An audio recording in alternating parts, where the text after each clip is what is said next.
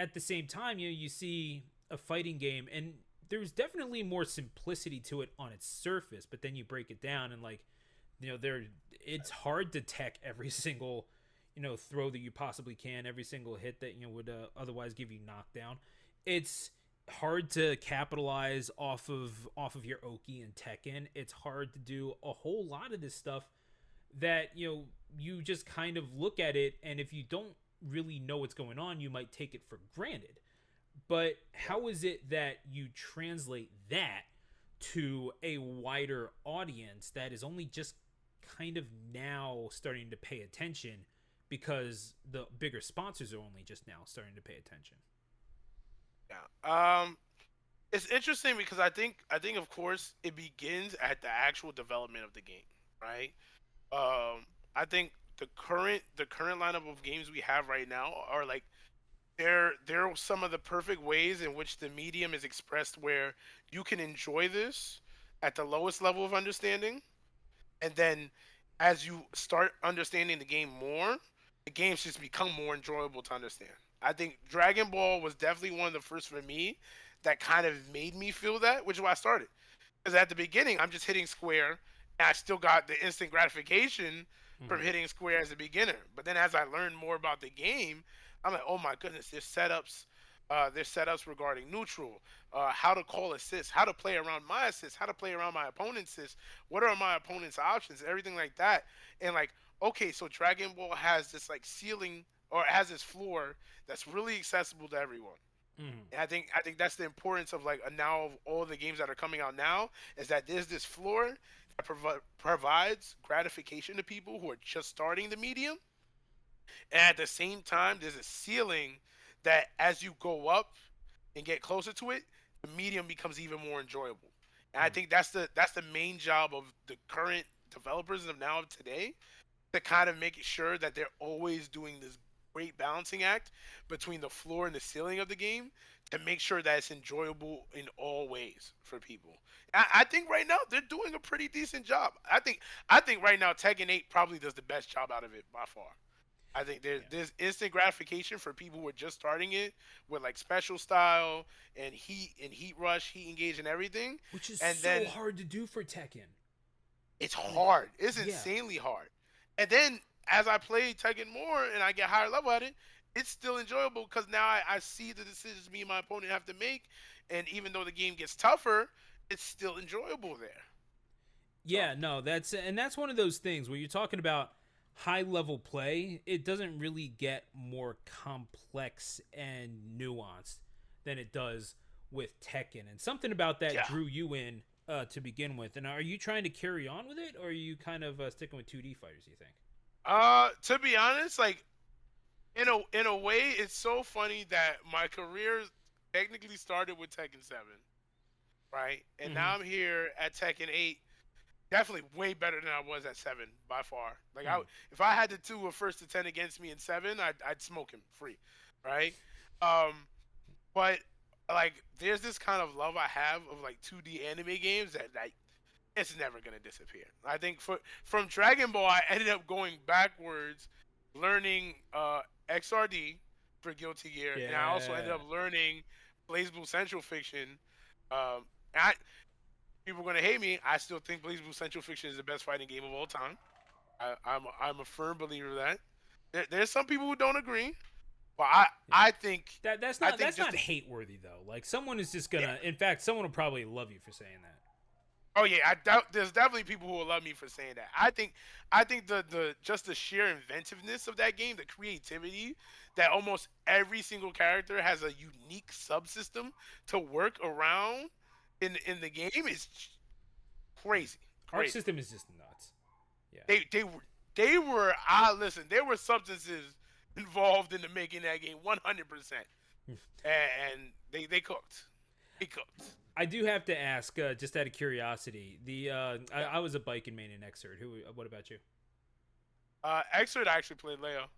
Well, okay. Leo. Yeah, no, I don't. Yeah, yeah, yeah, yeah. You weren't as brain dead as you are in the current iteration. Let's put it that way. Hey, listen, in the current iteration, you know who I went to instead? Oh no. What? What? They're What'd you? not even a good character. Okay. Okay. Not Well. even a good. Okay. Okay. Who? Who? Well, I played Anji. Uh, okay. You know, like I like Rekkas. I like Rekkas. I'm not. I like Rek. I don't even hate it. But like the way that you tried to say it so apologetically made me roll my eyes. Is like this guy's about to downplay some crap, isn't he? Like it's just it's just Anji. He's Nito. Anji Mito the Nito. This dude is gonna be like, you're gonna be in criminal court one day and you're gonna say something in that exact same tone and people are gonna be like, what the fuck are you even doing, like, bro? Oh, this motherfucker, he did it 100%. Yeah, like even if you didn't, he did it. Like what the hell? Like, listen. I play Anji in that one. I play Azrael in Blaze Blue Central Fiction. Yeah. And then that was it. Oh, and Cross Tag, which I still think is a good game. I played. I was a Ruby Gordo player at the beginning. Okay. All right, I was one of them. And then when that got nerfed, I switched over to Jin Susano. I thought you were about to say like freaking Blitz Tank or something, but. Oh no. That's crazy. Have you played that character in that game? You were sick.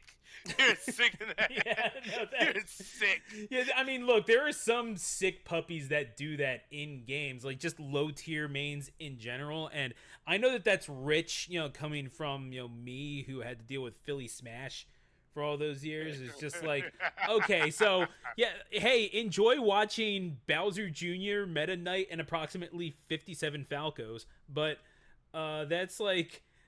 I will take that over dealing with John Numbers, Sinji, and Vivi. I know you will. So will I. Like, it's like, oh, the grand finals match. It's a full hour and a half. I did that. I drove up to a Xeno and I casted a Sinji versus John Numbers match. And Disgusting. No, it's how I became friends with Devin in the first place. It's like, I don't know how you made that listenable. That is the one part of my career. I just look back. I'm like, you know how they say suffering builds character? I was like, yeah, that was my period. That was my period right there. Because this was your book of Job. I'm like, Lord, why have you done this to me? And mind you, this is like in Waypoint in the beginning. No, like everyone just got off of Smash 4, you know, so people were like they don't know how they feel about Ultimate yet, yada yada yada. So there's like at the very beginning of the game, there weren't as many people who were into comms and commentary as there are now. At the very beginning of New York, no one really wanted to do it as much. So it's like me and like the guys who are working there, like in the small booth that Gino has set up that didn't have ear yet. And I'm just in there sweating. I'm like, if you're talking about Waypoint, it's probably just you and like Hangman and maybe Dara, right? Like it was me, Hangman, Dara, and like Cinder when he was still working it. Right. Yep. No, that's because I know, like, you know, I threw in a few Long Island people in there, but like. That's the thing. Yeah, I was like, New York really is so expansive, and that's the thing that, you know, people here in Texas don't really get, is that New York really is so expansive that New York and Long Island had their own separate PRs. Like that was the case for the longest time, and you would be like, okay, well, Wednesday we got Xeno, and Friday we're gonna go over to Aeon. Helix, right? Aeon! Wow, yeah, almost. Yeah, Aeon, man. Yeah, if you remember the Alpha series that happened, you know, it was like I think a bi-yearly thing or something. But it was so funny because you speak about it, but like, so I mentioned the Waypoint that everyone knows that's like in Manhattan, but there was a Waypoint Gaming that was also in Long Island that also did. See, that's the one that I remember. Yeah, like because you had. I did both. Do you remember? I did both Waypoint games. You're a psychopath. Like making that travel, dude.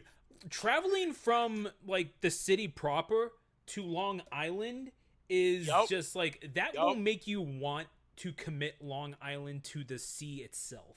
Like it's like, I mean, especially if you're driving. Like if you're driving, then you just hate yourself. Like, but. There's no I wasn't even driving. There isn't. Yep, I was straight public transportation. I'd be like, you know what? Smart. It's the day of the week. Let's go to Long Island, kids. Hop on the LIRR. Hope someone could give me a ride from the station to the venue. Mm-hmm. or from the venue to the station, and do the trip back home. Yeah. No, I Yep. mean the Long Island Railroad really is the only way to like even Anyway. potentially negotiate that part of the world. But yeah, because I remember doing something like Smash at the Paramount or something like that. I was talking with actually you were talking about things happening in Connecticut. A buddy of mine, Ajax, and it's where Hey, that's my homeboy. yeah, I do. That's no, Ajax is the man. That's the homie. Absolutely. No, I remember because the first time I ever worked with him was at an event called Smash at the Paramount. And you want to talk about long ass grand finals? It was the Buzz versus Ally.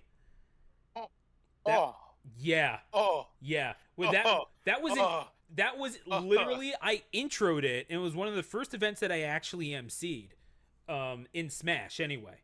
And I did my intro, and it turned out pretty well.